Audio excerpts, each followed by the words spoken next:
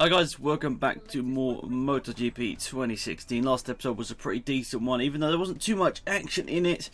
We managed to pick up 2 victories, switch teams to the Red Bull KTM, and obviously that puts us on, you would say, the equivalent best bike of the championship leader, Brad Binder. So we have no reason now to really go for this championship, pick up more victories, and pick up more results ahead of Brad Binder. Let's hope that's the case anyway. So we're here in the Czech Republic now, and this is a long track.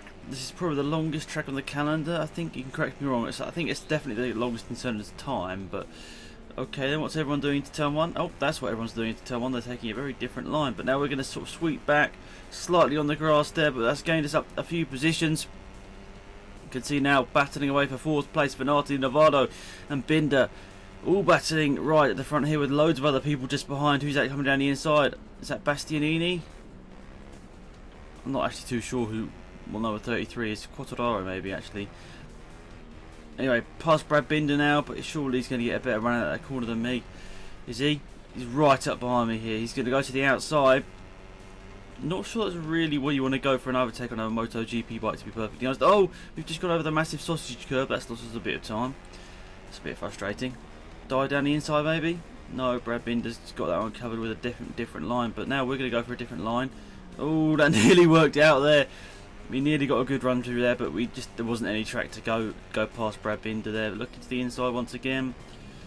We seem to have bad qualifying. It's like earlier on I thought my qualifying was better than my race pace, but it seems to have switched around really. My race pace is definitely better than my qualifying pace, especially sort of one-shot qualified, which is generally what I do on this series, obviously, so I don't have to spend hours on qualifying. But anyway, down the inside now, Brad Binder is close. There was a bit of contact there, and we can't quite keep it steered in, and Brad Binder's just gone straight back through here. This is a really good battle here. This is basically sort of the two main, wherever Fanati is as well, but we're 2 of the 3 championship rivals here. Oh my goodness, that was a lot over the sausage curbs there. That's going to lose me a lot of time. There's no even point defending here because they're just going to all fly past me in a straight line after that disastrous run. We just got to get them back on the brakes here. So down the inside. Nice, okay, that's better. Is that Navarro? Navarro's behind us there, so now we're back into 2nd place. We've just got to try and catch down Brad Binder in the lead of this one. Okay then, so we've had a nice middle sector here. We've caught up to Brad Binder, looking to the inside now. The overtake done. Is he going to cut back though? I don't think so, hopefully not.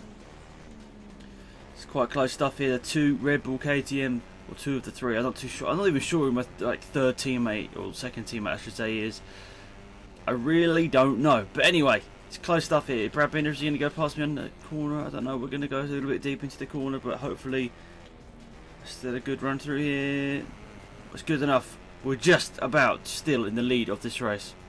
So guys, we are on the last lap of the race here in the Czech Republic. This is going to be 3 wins in a row if we don't tempt fate here, because, well, look at this. We're in a nice little position here. We've got at least 2nd and a bit now on Brad Binder in 2nd place here. So I don't know what's happened. Obviously, the switch over to the Red Bull bike definitely would have been part of the reason why we're, got a bit more pace. But yeah, this is looking good. I really do need to rack up a few more victories, obviously, over Brad Binder, especially. We'll just keep finishing ahead of Brad Binder because he's the main championship rival at the moment, because he seems to be more consistent than Fanati, he's 2nd place in the championship, Fanati, but he's not quite as consistent. Brad Binder's the one we're really going for in this championship here to try and beat. So final corner time on the Red Bull KTM up to the start finish line. It's going to be 3 victories in a row here in Moto 3. It's exactly what we needed. We've got our championship challenge definitely back on track over these last few races here, and over the last 2 episodes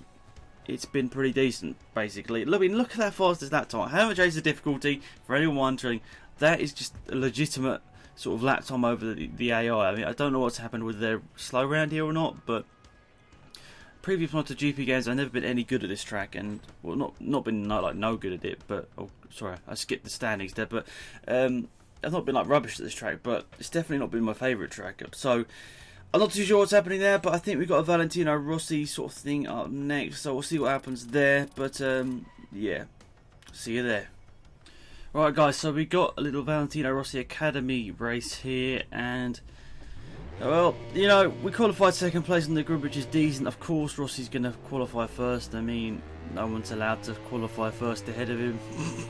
So, down to turn one. Rossi, mate. Rossi, I'm there. Respect me. Oh, he's probably not going to respect that line, though. Of course, Rossi's through. Oh, no, we've hit one of the people. Who was that? I don't know. Oh, no, we're sliding all over the place here. Right, it must have been Baldassarre or Morbidelli. A nice move down the inside there of Rossi. These bikes are so much more, you know, so much tougher to ride than the Moto 3s. They just have so much more power. Getting out to the corners, just sliding all over the place. Rossi, you're not going to come through there, mate. What does Rossi actually do this stuff? What on earth was that? Does Rossi actually do all this stuff with all these people in real life? I mean, I've seen him post stuff about like the dirt track and all that, but does he really do like rally events and, you know, does he race on like real proper tracks with like 11 other people? Like, it's questionable.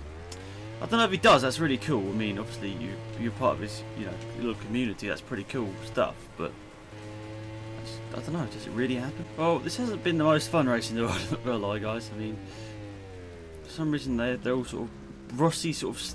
I think he fell back quite a few positions at the start, so he's not really putting out much of a fight at the front here. So that's sort of spoiled the race a little bit. I mean, Rossi getting pushed out or whatever means that we haven't really got a battle on our hands here, because Baldassarre in second place is obviously not as good as Valentino Rossi.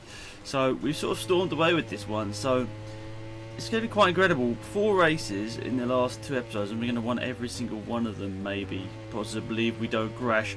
But I'd say that's pretty decent, to be perfectly honest. Obviously, it matters way more in the Moto 3 races for me to win races, but it's still cool to hop onto a much faster bike and still be competitive here, still get a victory. But Baldassarre's closed down that gap by nearly a second there in that sector.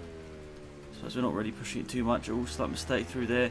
These rainy conditions, I sort of wanted them to up my rain ability in the stats, but it doesn't really matter much. But there we go. We're going to go across the line here to win another race, which is pretty cool stuff. Here in Misano, that is exactly what we wanted.